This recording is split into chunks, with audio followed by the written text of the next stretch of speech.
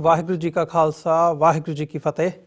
America ਦੇ ਵਿੱਚ spectrum RCN ਤੇ ਸ਼ਾਵਾ TV, ਕੈਨੇਡਾ ਦੇ ਵਿੱਚ Bell cable network, world wide global CPN, roku, Jadoo TV, TV84 ਦੀ ਆਨਲਾਈਨ ਸਟ੍ਰੀਮਿੰਗ ਜਾਂ ਫਿਰ ਫੇਸਬੁੱਕ ਰਾਹੀਂ ਸਾਡਾ ਇਹ ਸ਼ੋਅ ਦੇਖ ਰਹੇ ਸਾਰੇ ਦਰਸ਼ਕਾਂ ਦਾ ਮੈਂ ਅਮਰਵੀਰ ਸਿੰਘ ਅੱਜ ਦੇ ਪ੍ਰੋਗਰਾਮ ਵਿੱਚ ਤਹਿ ਦਿਲੋਂ ਸਵਾਗਤ ਕਰਦਾ।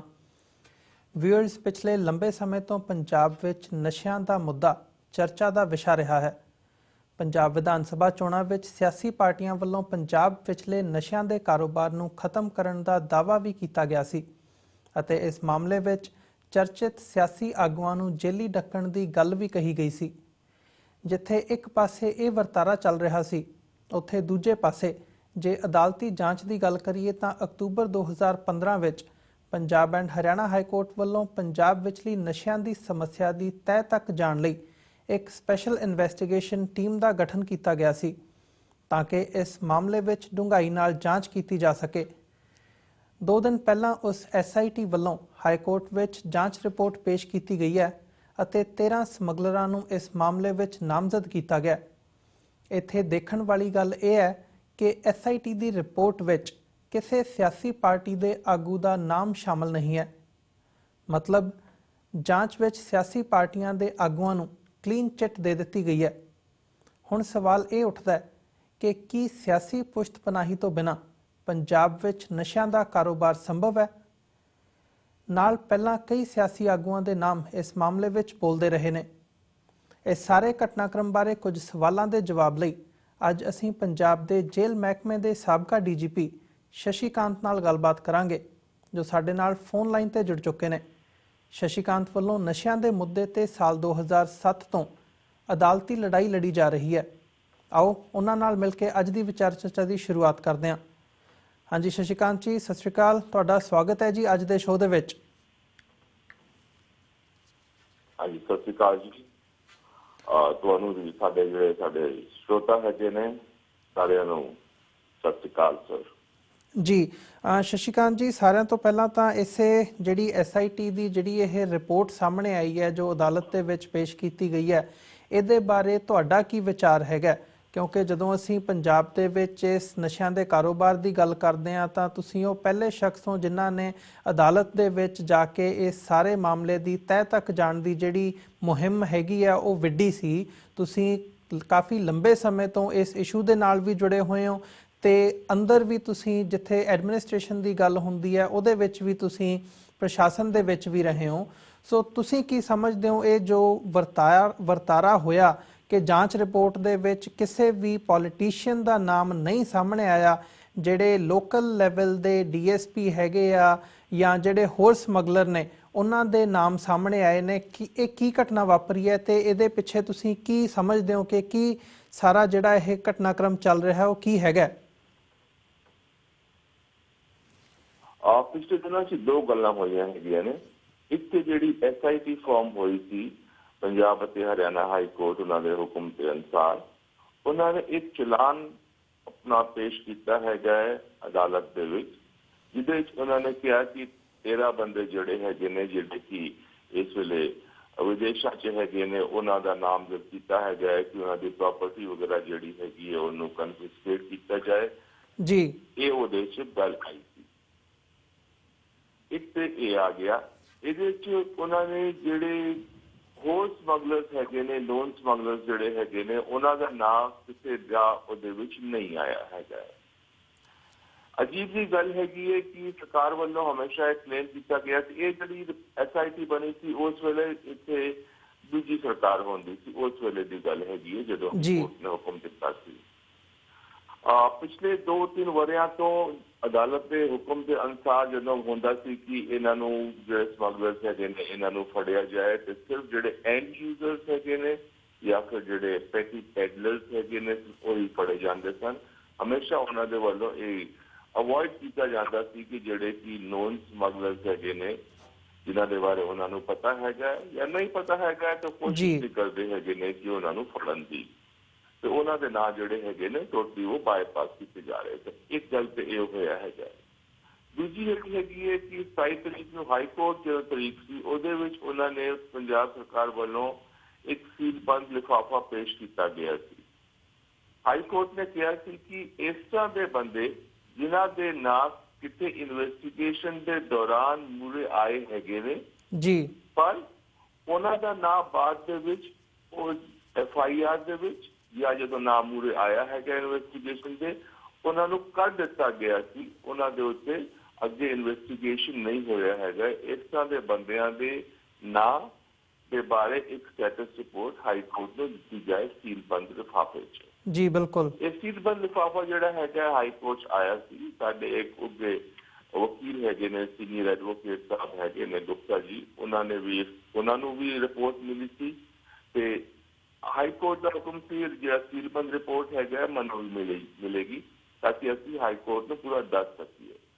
ਜਦੋਂ ਕਿ ਹਾਈ ਕੋਰਟ 'ਚ ਜਿਸ ਦਿਨ 27 ਤਰੀਕ ਸੀ, ਉਸ ਦਿਨ ਹਾਈ ਕੋਰਟ ਦੇ ਵਿੱਚ ਹੀ ਅਦਾਲਤ ਦੀ ਕਾਰਵਾਈ ਸ਼ੁਰੂ ਹੋਣ ਤੋਂ ਬਿਲਕੁਲ ਪਹਿਲਾਂ ਹੀ ਰਿਪੋਰਟ ਦਿੱਤੀ ਗਈ। ਉਸ ਕਰਕੇ ਇਸ ਰਿਪੋਰਟ ਨੂੰ ਕੋਈ ਜਿਹੜਾ ਵੀ ਵੇਖਿਆ ਗਿਆ ਸੀ ਸਿਰਫ ਸਰਸਰੀ ਨਜ਼ਰ ਦੇ ਨਾਲ ਵੇਖਿਆ ਗਿਆ ਸੀ। ਇਹ ਰਿਪੋਰਟ ਮੇਰੇ ਕੋਲ ਵੀ ਹੈਗੀ ਹੈ ਜਿਹਨੂੰ ਕਿ ਮੈਂ ਐਗਜ਼ਾਮਿਨ ਕਰਕੇ ਅਗਲੀ ਤਾਰੀਖ ਲੱਗੀ ਹੈਗੀ ਹੈ 2 ਮਈ ਲੱਗੀ ਹੈਗੀ ਹੈ। ਉਹਦੇ ਵਿੱਚ ਕੋਰਟ ਨੂੰ ਦੱਸਾਂਗਾ ਕਿ ਐਗਜ਼ੈਕਟ ਪੋਜੀਸ਼ਨ ਕੀ ਹੈਗੀ ਹੈ। ਪਰ ਉਹਦੇ ਵਿੱਚ ਮੈਨੂੰ ਸਾਫ਼ ਜਾਪਦਾ ਹੈਗਾ ਜਿਹੜੀ ਸਰਸਰੀ ਨੇ ਰਿਪੋਰਟ ਵੇਖੀ ਸੀ ਉਸ ਵੇਲੇ ਅਦਾਲਤ ਦੇ ਵਿੱਚ ਵੀ ਕਿ ਸਿੱਟ ਵੱਲੋਂ ਕੁਝ ਗੱਲਾਂ ਠੀਕ ਹੈਗੀਆਂ ਨੇ, ਕੁਝ ਗੱਲਾਂ ਉਹਦੇ ਵਿੱਚ ਗਲਤ ਹੈਗੀਆਂ ਨੇ। ਪਰ ਜਿਹੜੇ ਸਾਰਿਆਂ ਤੋਂ ਜ਼ਿਆਦਾ ਗਲਤ ਗੱਲ ਹੈਗੀ ਹੈ ਉਹ ਹੈਗੀ ਹੈ ਕਿ ਜਿਹੜੇ ਕਿ ਨੋਨ ਸਮਗਲਰਸ ਹੈਗੇ ਨੇ ਜਿਹਦੇ ਚੋਂ ਵੱਖ-ਵੱਖ ਸਿਆਸੀ ਪਾਰਟੀਆਂ ਦੇ ਆਗੂ ਵੀ ਹੈਗੇ ਨੇ ਕਾਫੀ ਸਾਰੇ, ਉਹਨਾਂ ਦੇ ਨਾਂ ਜਿਹੜੇ ਹੈਗੇ ਨੇ ਬਿਲਕੁਲ ਹੀ ਨਹੀਂ ਪਾਏ ਗਏ। ਹਾਲਾਂਕਿ ਉਹ ਨਾ ਕਿਸੇ ਸਮੇਂ ਦੇ ਵਿੱਚ ਸਿੱਟ ਦੇ ਨੋਟਿਸ ਦੇ ਵਿੱਚ ਆਏ ਸਨ। ਇੱਕ ਲਾਈਨ ਦੇ ਵਿੱਚ ਕਿ ਇੱਕ ਡੈਲੀਬਰੇਟ ਅਟੈਂਪਟ ਹੋਇਆ ਹੈਗਾ ਕਿ ਇਸ ਤਰ੍ਹਾਂ ਦੇ ਜਿਹੜੇ ਬੰਦੇ ਹੈਗੇ ਨੇ ਉਹਨਾਂ ਨੂੰ ਰਿਪੋਰਟ ਦੇ ਵਿੱਚ ਸ਼ਾਮਿਲ ਨਾ ਕੀਤਾ ਜਾਏ। ਇਹ ਇੱਕ ਬਹੁਤ ਹੀ ਗਲਤ ਗੱਲ ਹੋਈ ਹੈਗੀ ਹੈ ਜੀ। ਆਲ ਕਾਲ ਇਟ ਪਰਜਰੀ। ਇੱਥੇ ਮੈਂ ਇੱਕ ਹੋਰ ਗੱਲ ਵੀ ਦੱਸਣਾ ਚਾਹਾਂਗਾ ਕਿ ਪਿਛਲੀ ਤਰੀਕਾ ਜਿਹੜੀ ਹੈਗੀ ਹੈ ਉਹਦੇ ਵਿੱਚ ਵੀ ਮੈਂ ਪੰਜਾਬ ਸਰਕਾਰ ਦੇ ਉੱਤੇ ਕ੍ਰਿਮੀਨਲ ਕੰਟੈਂਪਟ ਆਫ ਕੋਰਟ ਅਤੇ ਪਰਜਰੀ ਦੈਟ ਇਜ਼ ਕੋਰਟ ਨੂੰ ਗੁੰਮਰਾਹ ਕਰਨ ਦਾ ਦੋਸ਼ ਲਾਇਆ ਸੀ ਜੀ। ਔਰ ਉਸ ਰਿਪੋਰਟ ਜਿਹੜਾ ਹੈਗਾ ਮੈਂ ਇੱਕ ਦੋਸ਼ ਲਾਇਆ ਸੀ ਇਨ ਫਾਰਮ ਆਫ ਐਨ ਐਫੀਡੇਵਿਟ। ਉਹਦੇ ਬਾਰੇ ਵੀ ਪੰਜਾਬ ਸਰਕਾਰ ਵੱਲੋਂ ਕੋਈ ਵੀ ਜਵਾਬ ਨਹੀਂ ਦਾਇਰ ਕੀਤਾ ਗਿਆ, ਜਿਹਦੇ ਬਾਰੇ ਫਿਰ ਮੈਂ ਗੱਲ ਕੀਤੀ ਹੈਗੀ ਹੈ। ਇਹ ਗੱਲ ਫਿਰ ਅੱਗੇ ਆਏਗੀ ਆਉਣ ਵਾਲੇ ਸਮਾਂ ਦੇ ਵਿੱਚ। ਔਰ ਪਰਜਰੀ ਦਾ ਦਾਅਵਾ ਮੈਂ ਕਿਉਂ ਕੀਤਾ ਸੀ? ਅਦਾਲਤ ਦੇ ਵਿੱਚ ਹੀ ਪਿਛਲੇ ਸਮਾਂ ਦੇ ਵਿੱਚ ਜਦੋਂ ਕੇਸ ਸ਼ੁਰੂ ਹੋਇਆ ਸੀ ਸਾਡੇ ਜਿਹੜੇ ਚੀਫ ਜਸਟਿਸ ਸਾਹਿਬ ਸਨ ਉਹਨਾਂ ਦੇ ਵੱਲੋਂ ਪੰਜਾਬ ਸਰਕਾਰ ਵੱਲੋਂ ਉਹਨਾਂ ਦੀ ਅਦਾਲਤ ਦੇ ਵਿੱਚ ਪੰਜਾਬ ਸਰਕਾਰ ਵੱਲੋਂ ਕਿਹਾ ਗਿਆ ਸੀ ਕਿ ਉਹ 2007 ਦੀ ਰਿਪੋਰਟ ਜਿਹਦੇ ਵਿੱਚ ਨੋਨ ਸਮਗਲਰਸ ਦੇ ਨਾਂ ਹੈਗੇ ਨੇ ਜੀ, that report is not on record। ਔਰ ਨਾਲ ਹੀ ਕਿਹਾ ਗਿਆ that report is not traceable। ਔਰ ਨਾਲ ਹੀ ਨੈਕਸਟ ਸੈਂਟੈਂਸ ਜਿਹੜਾ ਕਿਹਾ ਗਿਆ that report has been tampered with। ਸੋ ਇਹ ਜਿਹੜਾ ਹੈਗਾ 3 ਵੱਖ-ਵੱਖ ਕਾਈਂਡ ਦੇ ਸਟੇਟਮੈਂਟ ਜਿਹੜੇ ਆਣੇ ਅਗਲੇ 1-2-4 ਮਿੰਟਾਂ ਦੇ ਵਿਚਕਾਰ ਇਟ ਓਨਲੀ ਸ਼ੋਜ਼ ਕਿ ਸਰਕਾਰ ਵੱਲੋਂ ਕੋਸ਼ਿਸ਼ ਹੋਈ ਸੀ ਪੂਰੇ ਕੇਸ ਨੂੰ ਜਿਸ ਤਰ੍ਹਾਂ ਕੀ ਹੈਗਾ ਅਤੇ ਪੁੱਟ ਇਟ ਅੰਡਰ ਦ ਕਾਰਪੇਟ ਕਿ ਉਹਨੂੰ ਰਫਾ ਕਰਨ ਦੀ ਕੋਸ਼ਿਸ਼ ਹੈਗੀ ਹੈ ਜੀ। ਔਰ let's hope that something comes out now ਜੀ। ਸ਼ਸ਼ੀਕਾਂਤ ਜੀ, ਜਿਵੇਂ ਤੁਸੀਂ ਗੱਲ ਕੀਤੀ ਹੈ ਕਿ ਇਹਦੇ ਰਿਪੋਰਟ ਦੇ ਵਿੱਚ ਜੋ ਆਉਣਾ ਚਾਹੀਦਾ ਸੀ ਜਿਹੜੇ ਪੋਲੀਟੀਸ਼ੀਅਨਸ ਦੇ ਨਾਮ ਸੀਗੇ ਉਹ ਨਹੀਂ ਸ਼ਾਮਲ ਕੀਤੇ ਗਏ ਹੈਗੇ ਤੇ ਉਹਦੇ ਵਿੱਚ ਤੁਹਾਨੂੰ ਵੀ ਸ਼ੰਕਾ ਹੈਗਾ, ਤੁਸੀਂ ਉਹਨੂੰ ਪਰਜਰੀ ਦਾ ਨਾਮ ਦਿੱਤਾ ਹੈਗਾ ਇਹ ਸਾਰੇ ਜਿਹੜਾ ਵਰਤਾਰਾ ਹੈਗਾ। ਸੋ ਅਲਟੀਮੇਟਲੀ ਜੇ ਅਸੀਂ ਇਹਨੂੰ ਇੱਕ ਜੁਡੀਸ਼ੀਅਲ ਐਂਗਲ ਤੋਂ ਦੇਖਣਾ ਹੋਵੇ, SIT ਬਣਦੀ ਹੈ, ਸਪੈਸ਼ਲ ਇਨਵੈਸਟੀਗੇਸ਼ਨ ਟੀਮ ਬਣਦੀ ਹੈ, ਉਹ ਇਹ ਸਾਰੇ ਮਾਮਲੇ ਦੀ ਜਿਨ੍ਹਾਂ ਦੇ ਨਾਮ ਸੀ ਆਏ, ਪਹਿਲਾਂ ਤੁਸੀਂ ਕਿਹਾ ਵੀ SIT ਦੀ ਜਾਂਚ ਦੇ ਵਿੱਚ ਕਿਤੇ ਨਾ ਕਿਤੇ ਨਾਮ ਉਹ ਸਾਹਮਣੇ ਵੀ ਆਏ, ਪਰ ਕਿਉਂ ਫਾਈਨਲ ਅਕਾਊਂਟ ਦੇ ਵਿੱਚ ਉਹ ਨਹੀਂ ਸ਼ਾਮਲ ਕੀਤੇ ਗਏ ਜਾਂ ਜਦੋਂ ਅਲਟੀਮੇਟ ਗੱਲ ਹੁੰਦੀ ਹੈ ਇਵੈਂਚੁਅਲੀ ਤਾਂ ਉਹਨਾਂ ਦੇ ਨਾਮ ਕਿਉਂ ਨਹੀਂ ਸ਼ਾਮਲ ਕੀਤੇ ਗਏ? ਇਹਦੇ ਪਿੱਛੇ ਕਾਰਨ ਕੀ ਹੈ? ਕਿਉਂਕਿ ਕਿਤੇ ਨਾ ਕਿਤੇ ਜਿਹੜਾ ਇਹ ਸਵਾਲ ਹੈ ਜਦੋਂ ਇਹ ਉੱਠਦਾ ਤਾਂ ਜਿਹੜੀ ਜੁਡੀਸ਼ਰੀ ਹੈਗੀ ਹੈ ਉਹਦੀ ਕਾਰਗੁਜ਼ਾਰੀ ਤੇ ਵੀ ਇੱਕ ਵੱਡਾ ਸਵਾਲੀਆ ਨਿਸ਼ਾਨ ਲੱਗਦਾ ਹੈ। ਨਹੀਂ, ਇਹਦੇ ਵਿੱਚ ਮੈਂ ਇਹ ਨਹੀਂ ਕਹਾਂਗਾ ਕਿ ਜੁਡੀਸ਼ਰੀ ਦੀ ਕਾਰਗੁਜ਼ਾਰੀ ਜਿਹੜੀ ਹੈਗੀ ਉਹਦੇ ਵਿੱਚ ਵੱਡਾ ਸਵਾਲ ਹੁੰਦਾ ਹੈਗਾ। ਜੁਡੀਸ਼ਰੀ ਵੱਲੋਂ ਲਗਾਤਾਰ ਕੋਸ਼ਿਸ਼ ਹੋ ਰਹੀ ਹੈਗੀ ਕਿ इन ਬੰਦਿਆਂ ਦੇ ਨਾਮ ਮੂਹਰੇ ਆਉਣ। ਜਿਹੜੀ ਵੀ ਸਟੇਟ ਬਣਦੀ ਹੈਗੀ ਹੈ, ਜਿਹੜੀ ਵੀ ਇੱਕ ਗਰੁੱਪ ਬਣਦਾ ਹੈਗਾ, ਇਨਵੈਸਟੀਗੇਸ਼ਨ ਗਰੁੱਪ ਬਣਦਾ ਹੈਗਾ, ਟਾਸਕ ਫੋਰਸ ਬਣਦੀ ਹੈਗੀ ਜਾਂ ਤੁਸੀਂ ਕਹੋ ਜਿਹੜੀ ਕਿ ਪੰਜਾਬ ਸਰਕਾਰ ਵੱਲੋਂ ਬਣਦੀ ਆਈ ਹੈਗੀ ਹੈ, ਉਹਨਾਂ ਨੂੰ ਪੰਜਾਬ ਸਰਕਾਰ ਵੱਲੋਂ ਮੇਰਾ ਪੱਕਾ ਮੰਨਣਾ ਹੈਗਾ ਹੈ, ਇਹ ਦਬਾਅ ਰਿਹਾ ਹੈਗਾ ਹੈ ਕਿ ਕੋਈ ਵੀ ਇਸ ਤਰ੍ਹਾਂ ਦਾ ਨਾਮ ਮੂਰੇ ਨਾ ਆਏ। ਔਰ ਸਾਡੀ ਜਿਹੜੀ ਲੜਾਈ ਹੈਗੀ ਉਹ ਇਹੀ ਹੈਗੀ ਹੈ ਕਿ ਜਿਹੜੇ ਨੌਨ ਸਮਗਲਰਸ ਹੈਗੇ ਨੇ, ਜਿਹਦੇ 'ਚ ਮੈਂ ਇੱਕ ਹੋਰ ਗੱਲ ਕਹਿਣਾ ਹੈਗਾ ਹੈ ਕਿ ਪੋਲੀਟੀਸ਼ੀਅਨਸ ਵੀ ਹੈਗੇ ਨੇ, ਜਿਹਦੇ 'ਚ ਕਾਫੀ ਸਾਰੇ ਪੁਲਿਸ ਆਫਿਸਰਸ ਵੀ ਇਨਵੋਲਵ ਹੈਗੇ ਨੇ ਵੱਖ-ਵੱਖ ਰੈਂਕਸ ਦੇ। ਇਹਦੇ ਇਲਾਵਾ ਜਿਹੜਾ ਸਾਡਾ ਹੋਰ ਐਡਮਿਨਿਸਟ੍ਰੇਸ਼ਨ ਹੈਗਾ ਉਹਦੇ ਵੀ ਕਾਫੀ ਬੰਦੇ, ਕੁਝ NGOs, ਸਫੇਦ ਪੋਸਟ ਬੰਦੇ ਕੁਝ ਹੈਗੇ ਨੇ, ਉਹ ਵੀ ਇਨਵੋਲਵ ਹੈਗੇ ਨੇ। ਇਹ ਰੈਕਟ ਜਿਹੜਾ ਹੈਗਾ ਇਹਦੇ 'ਚ ਸਰਪ੍ਰਸਤੀ ਜਿਹੜੀ ਹੈਗੀ ਹੈ ਕੁਝ ਪੋਲੀਟੀਸ਼ੀਅਨਸ ਦੀ ਹੈਗੀ ਹੈ, ਡਰੱਗਸ ਨਿਕਲਦੀ ਹੈਗੀਆਂ ਨੇ, ਉਹਦੇ 'ਚ ਕੁਝ ਪੁਲਿਸ ਆਫਿਸਰਸ, ਕੁਝ ਸਿਕਿਉਰਿਟੀ ਆਫਿਸਰਸ ਜਿਹੜੇ ਹੈਗੇ ਨੇ ਉਹਨਾਂ ਦਾ ਇਨਵੋਲਵਮੈਂਟ ਹੈਗਾ। ਉਹਨਾਂ ਨੂੰ ਹਫ਼ਤਾ ਮਿਲਦਾ ਹੈਗਾ, ਮਹੀਨਾ ਮਿਲਦਾ ਹੈਗਾ, ਜਿਹੜਾ ਵੀ ਤੁਸੀਂ ਕਹਿ ਦਿਓ। ਇਹਦੇ ਇਲਾਵਾ ਜਦੋਂ ਸੇਫ ਹਾਊਸਿਸ ਹੁੰਦੇ ਨੇ ਜਿੱਥੇ ਜਾ ਕੇ ਡਰੱਗ ਛੁਪਾਈ ਜਾਂਦੀ ਹੈਗੀ, ਉਹਦੇ 'ਚ ਕੁਝ ਸਫੇਦ ਪੋਸਟ ਬੰਦੇ ਵੀ ਇਨਵੋਲਵ ਹੈਗੇ ਨੇ। ਕਈ ਵਾਰੀ ਇਹ ਵੀ ਇੰਸੀਡੈਂਟ ਆਇਆ ਹੈਗਾ, ਨੋਟਿਸ ਵਿੱਚ ਆਇਆ ਹੈਗਾ ਕਿ ਸਰਕਾਰੀ ਗੱਡੀਆਂ ਜਾਂ ਸਰਕਾਰੀ ਜਿਹੜਾ ਪ੍ਰੋਟੈਕਸ਼ਨ ਹੈਗਾ ਉਹ ਵੀ ਮਿਲਿਆ ਹੈਗਾ ਇਹਨਾਂ ਬੰਦਿਆਂ ਨੂੰ ਇਨ ਵਨ ਵੇ ਔਰ ਦੀ ਅਦਰ, ਚਾਹੇ ਉਹਨਾਂ ਨੂੰ ਸਿਕਿਉਰਿਟੀ ਮਿਲੀ ਹੋਏ, ਚਾਹੇ ਇਹਨਾਂ ਨੂੰ ਹੋਰ ਕੋਈ ਜਿਹੜੇ ਕਿ ਐਡਮਿਨਿਸਟ੍ਰੇਟਿਵ ਬੈਨੀਫਿਟਸ ਹੁੰਦੇ ਹੈਗੇ ਨੇ ਉਹ ਮਿਲੇ ਹੈਗੇ ਨੇ ਜੀ। ਸਾਰਾ ਦੋਸ਼ ਜਿਹੜਾ ਹੈਗਾ ਬੇਸਿਕਲੀ ਮੈਂ ਦੇਣਾ ਹੈਗਾ ਸਰਕਾਰੀ ਜਿਹੜਾ ਐਡਮਿਨਿਸਟ੍ਰੇਸ਼ਨ ਹੈਗਾ, ਜਿਹਦੇ ਸਰਕਾਰ ਵੀ ਆਉਂਦੀ ਹੈਗੀ ਹੈ, ਜਿਹਦੇ ਵੱਖ-ਵੱਖ ਕੈਟੇਗਰੀ ਦੇ ਵੱਖ-ਵੱਖ ਡਿਪਾਰਟਮੈਂਟਸ ਦੇ ਕਾਫੀ ਸਾਰੇ ਅਫਸਰ ਵੀ ਆਉਂਦੇ, ਔਰ ਸਾਰਿਆਂ ਤੋਂ ਜ਼ਿਆਦਾ ਅਫਸਰ ਜਿਹਦੇ ਚਾਹੁੰਦੇ ਹੈਗੇ ਨੇ ਦੇ police officers and security officers.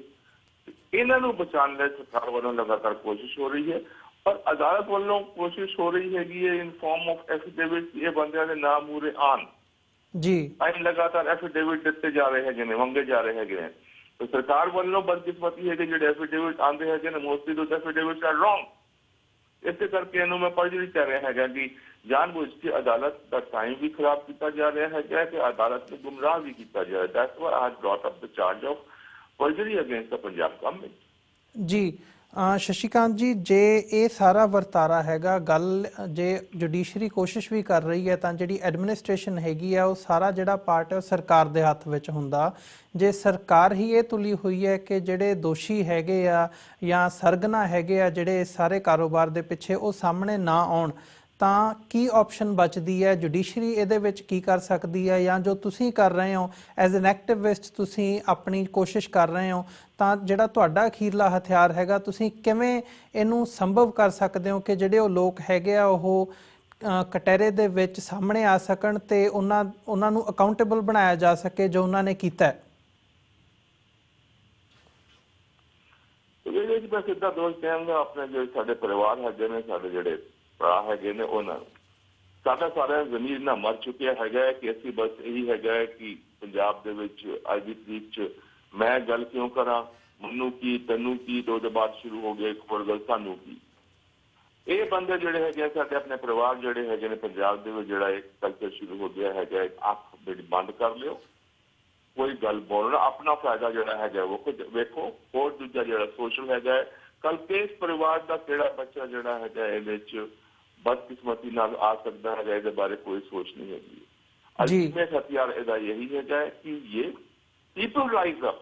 ਜਦੋਂ ਤੱਕ ਪੀਪਲ ਨਹੀਂ ਉੱਠਦੇ ਹੈਗੇ ਨੇ, ਜਦੋਂ ਤੱਕ ਇੱਕ ਪੀਪਲਸ ਕਮਿਸ਼ਨ ਨਹੀਂ ਬਣਦਾ ਹੈਗਾ, ਮੈਂ ਤੁਹਾਨੂੰ ਸਾਰਿਆਂ ਨੂੰ ਬੇਨਤੀ ਕਰਾਂਗਾ, ਤੁਹਾਡੇ ਰੇਡੀਓ ਰਾਈਜ਼ਰ ਜਿਹੜੇ ਪੰਜਾਬੀ ਪਰਿਵਾਰ ਹੈਗੇ ਨੇ, ਮੈਂ ਸਮਝਣਾ ਹੈਗਾ ਕਿ ਜਿਹੜੇ ਪਰਿਵਾਰ ਵਿਦੇਸ਼ਾਂ 'ਚ ਹੈਗੇ ਨੇ ਜਾ ਕੇ ਵਸੇ ਹੈਗੇ ਨੇ, ਸ਼ਾਇਦ ਉਹਨਾਂ ਦਾ ਜ਼ਮੀਨ ਫਿਰ ਵੀ ਬਚਿਆ ਹੈਗਾ as compare to our family ਜਿਹੜੀ ਕਿ ਪੰਜਾਬ ਦੇ ਵਿੱਚ ਹੈਗੀ ਨੇ। ਸਾਡਾ ਪੰਜਾਬੀ ਸਮਾਜ ਜਿਹੜਾ ਹੈਗਾ ਸਾਰਾ ਇੱਕੋ ਹੀ ਹੈਗਾ, ਸਾਰਾ ਇੱਕ ਵੱਡਾ ਪਰਿਵਾਰ ਹੈਗਾ। ਜਿਹੜੇ ਪਰਿਵਾਰ ਵਿਦੇਸ਼ਾਂ ਜਾ ਕੇ ਵਜ ਕੇ ਖੁੱਲੀ ਆਵਾਜ਼ ਸਾਂਸ ਲੈ ਰਹੇ ਹੈਗੇ ਨੇ, ਪ੍ਰੋਬਲੀ ਉਹਨਾਂ ਦਾ ਜ਼ਮੀਨ ਜ਼ਿਆਦਾ ਜਗਿਆ ਹੈਗਾ ਅੱਜ ਦੀ ਤਰੀਕ 'ਚ ਐਜ਼ ਕੰਪੇਅਰ ਟੂ ਸਾਡੇ ਪਰਿਵਾਰ ਜਿਹੜਾ ਹੈਗਾ, ਵੱਡਾ ਪਰਿਵਾਰ ਜਿਹੜਾ ਹੈਗਾ, ਐਕਸਟੈਂਡਡ ਫੈਮਿਲੀ ਹੈਗੀ ਜਿਹੜੀ ਪੰਜਾਬ 'ਚ ਰਹਿ ਰਹੀ ਹੈਗੀ ਹੈ, ਉਹਦਾ ਜ਼ਮੀਨ ਮਰ ਚੁੱਕਿਆ ਹੈਗਾ। It is about time people rise. ਔਰ ਜਦੋਂ ਤੱਕ ਪੀਪਲ ਆਪਣਾ ਲੋਕੀ ਜਿਹੜੇ ਹੈਗੇ ਨੇ ਨਹੀਂ ਖੜੇ ਹੁੰਦੇ ਹੈਗੇ ਨੇ, ਇਸ ਗੱਲ ਤੇ ਮੈਨੂੰ ਨਹੀਂ ਜਾਪਦਾ ਹੈਗਾ ਕਿ ਇਸ ਗੱਲ ਦਾ ਕੋਈ ਸਮਾਧਾਨ, ਕੋਈ ਇਹਦਾ ਕੋਈ ਸੋਲਿਊਸ਼ਨ, ਇਹਦਾ ਕੋਈ ਇਹਨੂੰ ਕਿਸ ਤਰੀਕੇ ਨਾਲ ਨਜਿੱਠਿਆ ਜਾ ਸਕਦਾ ਹੈਗਾ, ਮੈਨੂੰ ਨਹੀਂ ਲੱਗਦਾ ਹੈਗਾ। ਅਲਟੀਮੇਟ ਪਾਵਰ ਜਿਹੜੀ ਹੈਗੀ ਲੋਕਾਂ ਦੇ ਕੋਲ ਹੈਗੀ ਹੈ, and people themselves have to rise up and voice in a proper, peaceful, democratic, constitutional way. ਜੀ ਸ਼ਸ਼ੀਕਾਂਤ ਜੀ, ਜਿਵੇਂ ਅਸੀਂ ਇਹ ਦੇਖਦੇ ਹਾਂ ਕਿ ਜਿਹੜਾ ਇਹ ਜ਼ਿਆਦਾ ਘਟਨਾਕ੍ਰਮ ਸ਼ੁਰੂ ਹੋਇਆ, ਸਾਰਾ ਨਸ਼ਿਆਂ ਦਾ ਜੋ ਮੁੱਦਾ ਉੱਭਰ ਕੇ ਸਾਹਮਣੇ ਆਇਆ, ਇਹ ਪਿਛਲੇ 10 ਸਾਲਾਂ ਦੇ ਵਿੱਚ ਸਾਹਮਣੇ ਆਇਆ, ਜਦੋਂ ਕਿ ਅਕਾਲੀ ਭਾਜਪਾ ਸਰਕਾਰ ਹੈਗੀ ਆ ਉਹ ਕਾਬਜ਼ ਸੀ। ਜਦੋਂ ਤੁਸੀਂ ਵੀ ਕੇਸ ਫਾਈਲ ਕੀਤਾ ਜਾਂ ਤੁਸੀਂ ਇਹ ਸਾਰੇ ਮਾਮਲੇ ਦੇ ਵਿੱਚ ਰਿਪੋਰਟ ਵੀ ਸੌਂਪੀ ਆਪਣੀ ਸਰਵਿਸ ਦੇ ਵਿੱਚ ਹੁੰਦਿਆਂ, ਤਾਂ ਪ੍ਰਕਾਸ਼ ਸਿੰਘ ਬਾਦਲ ਦੀ ਗਵਰਨਮੈਂਟ ਸੀਗੀ ਉਦੋਂ। ਸੋ ਹੁਣ ਪੰਜਾਬ ਦੇ ਵਿੱਚ ਨਵੀਂ ਸਰਕਾਰ ਬਣੀ ਹੈ, ਕੈਪਟਨ ਅਮਰਿੰਦਰ ਸਿੰਘ ਦੀ ਕਾਂਗਰਸ ਦੀ ਸਰਕਾਰ ਬਣੀ ਹੈ। ਇਹ ਸਰਕਾਰ ਵੱਲੋਂ ਵੀ ਦਾਅਵਾ ਕੀਤਾ ਗਿਆ ਸੀ ਪਹਿਲਾਂ ਕਿ ਅਸੀਂ ਆਉਣ ਵਾਲੇ ਸਮੇਂ ਦੇ ਵਿੱਚ ਜਿਹੜਾ ਹੈਗਾ ਨਸ਼ਿਆਂ ਦਾ ਖਾਤਮਾ ਕਰਾਂਗੇ ਪੰਜਾਬ ਦੇ ਵਿੱਚੋਂ। ਸੋ ਤੁਹਾਨੂੰ ਲੱਗਦਾ ਵੀ ਜਿਹੜੀ ਇਹ ਐਡਮਿਨਿਸਟ੍ਰੇਸ਼ਨ ਦੇ ਵਿੱਚ ਚੇਂਜ ਆਈ ਹੈ, ਇਹਦੇ ਨਾਲ ਜਿਹੜਾ ਕੇਸ ਹੈਗਾ ਉਹਦੇ ਉੱਪਰ ਕੋਈ ਇਫੈਕਟ ਹੋਵੇਗਾ, ਜਾਂ ਜਿਹੜੇ ਕਲਪ੍ਰਿਟਸ ਹੈਗੇ ਆ ਉਹਨਾਂ ਨੂੰ ਸਾਹਮਣੇ ਲਿਆਂਦਾ ਜਾਵੇਗਾ? थोड़ी बहुत कोशिश तो होएगी, नो डाउट अबाउट इट। किन्नी सीरीयसनेस हो सकती है मैं नहीं कह सकता। जो इलैक्शन उत्ते हो रहे सन, हर सियासी पार्टी वालों कहा गया किसी ने कहा कि असीं इस तारीख तक खत्म कर देंगे, इस तारीख तक बंदियां नूं बंद कर देंगे जिहड़े कि हैगे ने। किस पार्टी वालों कहा गया कि असीं 4 हफ्तियां च मुका देंगे। कोई होर सियासी पार्टियां सन जिन्हां दे वल्लों कहा गया कि पंजाब दे विच इस तरह दे नशिਆਂ ਦੀ कोई समस्या है ही नहीं। ਹੁਣ ਜਦੋਂ ਇਹ ਕੈਪਟਨ ਅਮਰਿੰਦਰ ਸਿੰਘ ਦੀ ਸਰਕਾਰ ਇੱਥੇ ਆਈ ਹੈਗੀ ਹੈ, ਦ ਓਨਲੀ ਥਿੰਗ ਜਿਹਨੂੰ ਮੈਂ ਕਹਾਂਗਾ ਕਿ ਹਾਂ ਉਹ ਸਟੇਟਮੈਂਟ ਜਿਹੜਾ ਹੈਗਾ ਇਹ ਚਲੋ ਐਟਲੀਸਟ ਸਰਕਾਰ ਵੱਲੋਂ ਪਹਿਲੀ ਤੌਰ ਤੇ ਮੰਨਿਆ ਗਿਆ ਹੈਗਾ ਕਿ ਇਹ ਤੇ ਪ੍ਰੋਬਲਮ ਹੈਗੀ ਜਿਹਨੂੰ ਸੋਲਵ ਕਰਨਾ ਜ਼ਰੂਰੀ ਹੈਗਾ ਹੈ ਜੀ। ਉਹਨਾਂ ਦੀ ਸੀਰੀਅਸਨੈਸ ਕਿੰਨੀ ਬੈਂਦੀ ਹੈਗੀ ਹੈ, ਕਿੰਨੀ ਨਹੀਂ ਬੈਂਦੀ ਹੈਗੀ ਹੈ, ਕਿੰਨੀ ਆਉਂਦੀ ਹੈਗੀ, ਦੈਟ ਹੈਜ਼ ਟੂ ਸੀਨ। ਪਰ ਮੇਨ ਗੱਲ ਹੁੰਦੀ ਹੈ ਕਿ ਜੇ ਮੈਂ ਗੱਲ ਨਹੀਂ ਮੰਨਦਾ ਹੈਗਾ ਕਿ ਮੈਨੂੰ ਬੁਖਾਰ ਹੈਗਾ ਹੈ, ਜਦੋਂ ਸ਼ਖਸ ਨੂੰ ਬੁਖਾਰ ਹੈਗਾ ਹੈ, दवाई की लोड़ हैगी है, ट्रीटमेंट की लोड़ हैगी है। जब तक अवेयरनेस नहीं हैगी है तो दवाई की लेगा बंदा ठीक नहीं होएगा। ये एडमिशन होया सरकार वालों, नवी सरकार वालों, ये द प्रॉब्लम इज देयर। कितना सफल होंदे हैगे ने, कितनी सीरियस कोशिश होंदी हैगी है, that remains to be seen. मैं तो कहांगा कि सरकार जिहड़ी नवी बनी हैगी है इत्थे कैप्टन साहब दी, it is almost as if it's on probation here. उन्हां दे अल्टीमेट लिटमस टेस्ट हैगा है ਉਹਨਾਂ ਦੀ ਸੀਰੀਅਸਨੈਸ ਦਾ, ਉਹਨਾਂ ਦੀ ਸਿੰਸੀਅਰਿਟੀ ਦਾ, ਉਹਨਾਂ ਦੇ ਆਪਣੇ ਜਿਹੜੇ whatever they had promised, ਉਹਨਾਂ ਨੇ ਸ਼ਾਇਦ ਗੁਟਕਾ ਸਾਹਿਬ ਲੈ ਕਰਕੇ ਉਹਨਾਂ ਨੇ ਪ੍ਰੋਮਿਸ ਕੀਤਾ ਸੀ ਕਿ they'll do it within 4 weeks or something। 4 weeks ਦੇ ਵਿੱਚ ਤੇ ਖੈਰ ਨਹੀਂ ਹੋ ਸਕਦਾ ਹੈਗਾ। ਜੇ ਕੁਝ ਮਹੀਨੇ ਅੱਜ ਸਾਲ ਤੱਕ ਵੀ ਇੱਕ ਪ੍ਰੋਬਲਮ ਜਿਹੜੀ ਹੈਗੀ ਹੈ ਜੇ ਸੋਲਵ ਕੀਤੀ ਜਾ ਸਕੇ ਤਾਂ I think it will be God's grace, Waheguru ji ਦੀ ਕਿਰਪਾ ਹੋਏਗੀ। ਪ੍ਰੋਬਲਮ क्योंकि प्रॉब्लम ਜਿਹੜੀ ਹੈਗੀ ਹੈ ਸਿਰਫ ਓਵਰਨਾਈਟ ਖਤਮ ਨਹੀਂ ਹੋ ਸਕਦੀ ਹੈ ਜੀ। ਬਿਲਕੁਲ, ਜਿਵੇਂ ਮੈਂ ਕਿਹਾ ਕਿ ਕਾਫੀ ਸਿਕਿਉਰਿਟੀ ਫੋਰਸਿਸ ਦੇ ਬੰਦੇ ਇਨਵੋਲਵ ਹੈਗੇ ਨੇ, ਪੁਲਿਸ ਦੇ ਬੰਦੇ ਇਨਵੋਲਵ ਹੈਗੇ ਨੇ, ਪੋਲੀਟੀਸ਼ੀਅਨਸ ਦੀ ਸਰਪ੍ਰਸਤੀ ਹੈਗੀ ਹੈ, ਹੋਰ ਜਿਹੜੀ ਐਡਮਿਨਿਸਟ੍ਰੇਟਿਵ ਸਰਵਿਸਿਜ਼ ਕੁਝ ਹੋਰ ਹੈਗੀਆਂ ਨੇ ਉਹਨਾਂ ਦੇ ਬੰਦੇ ਕੁਝ ਇਨਵੋਲਵ ਹੈਗੇ ਨੇ, ਕੁਝ ਜਿਹੜੇ ਹੈਗੇ ਸਫੇਦ ਪੋਸ਼ ਹੈਗੇ ਨੇ, ਕੁਝ NGO ਹੈਗੇ ਨੇ। That requires thorough investigation.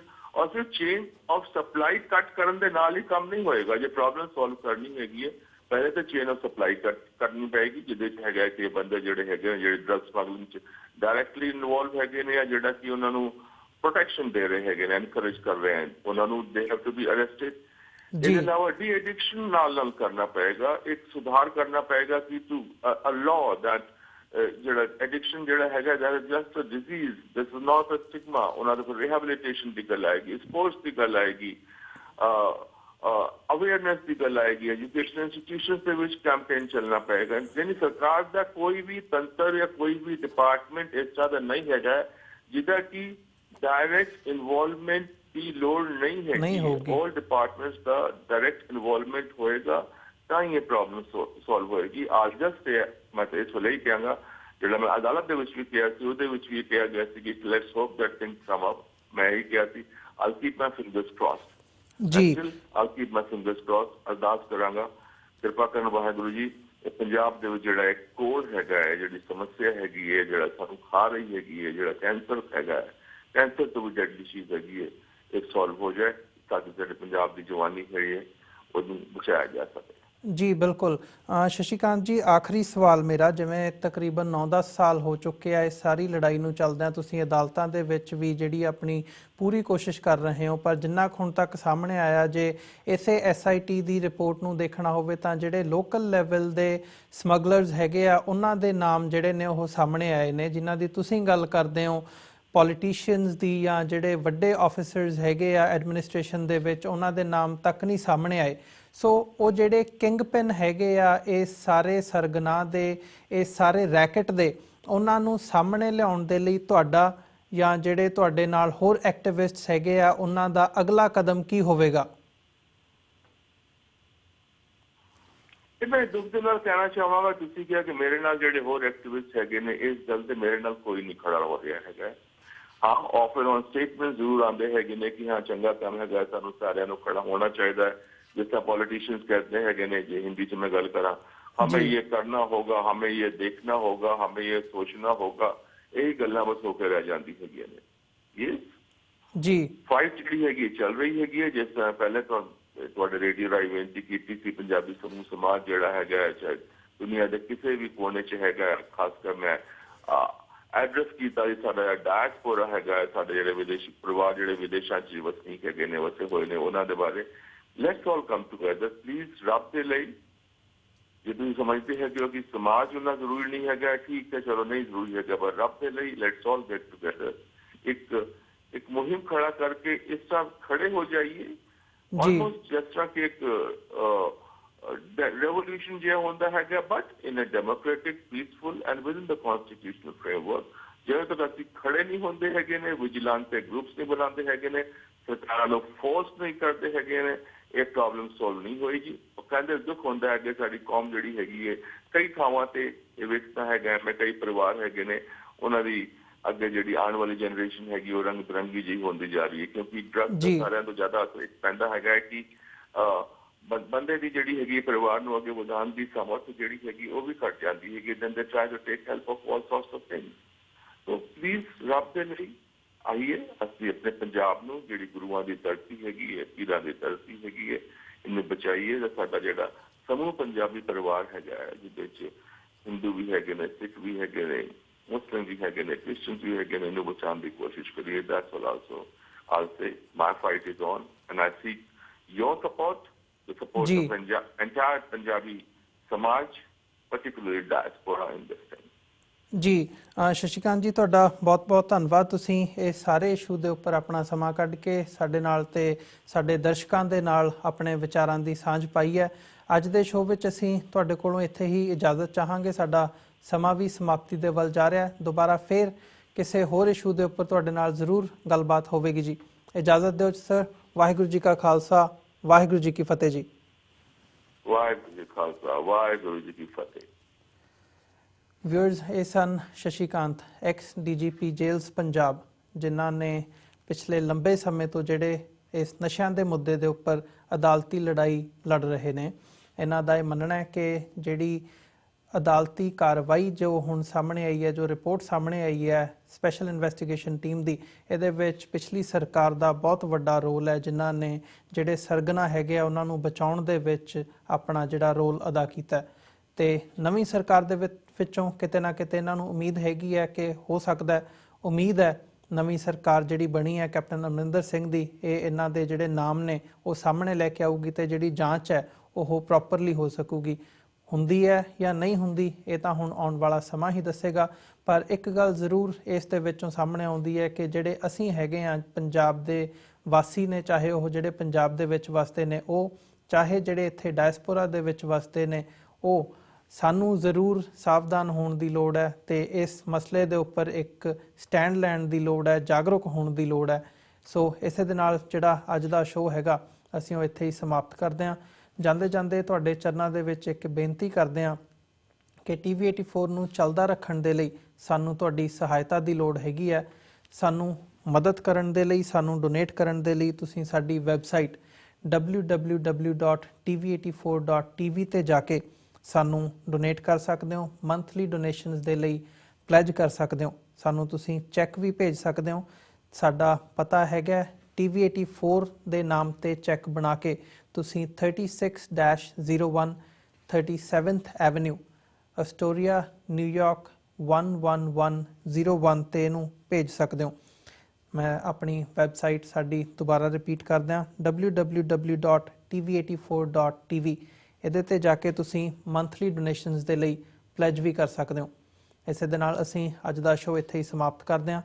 ਕੱਲ੍ਹ ਨੂੰ ਤੁਹਾਡੇ ਨਾਲ ਫਿਰ ਮੁਲਾਕਾਤ ਹੋਵੇਗੀ ਜੀ। ਇਜਾਜ਼ਤ ਦਿਓ। ਵਾਹਿਗੁਰੂ ਜੀ ਕਾ ਖਾਲਸਾ, ਵਾਹਿਗੁਰੂ ਜੀ ਕੀ ਫਤਿਹ।